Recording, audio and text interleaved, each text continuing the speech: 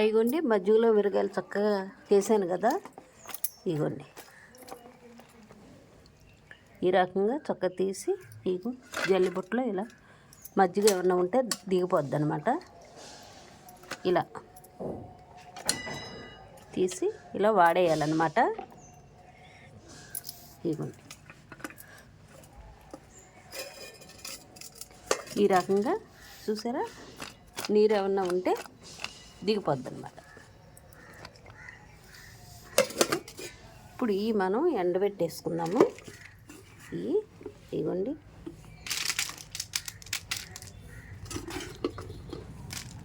మీకు చూసారు కదా, ఏమైనా మిగిలినవి అనుకోండి, మజ్జిగ కానీ పెరుగు కానీ మిగిలితే చక్కగా పచ్చిమిర్చి అప్పటికప్పుడు అంత ఉప్పు వేసి చక్కగా మీరు ఈ రకంగా ఎండలో పెట్టుకొని 3 రోజులు ఊరేసుకోండి.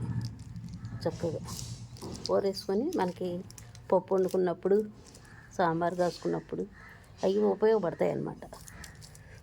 ఈ రకంగా చక్కగా ఎండబెట్టేసుకోండి. ఓకే, అదిగో అలా చేశాను. ఓకే, లైక్ చేయండి, షేర్ చేయండి, సబ్స్క్రైబ్ చేయండి.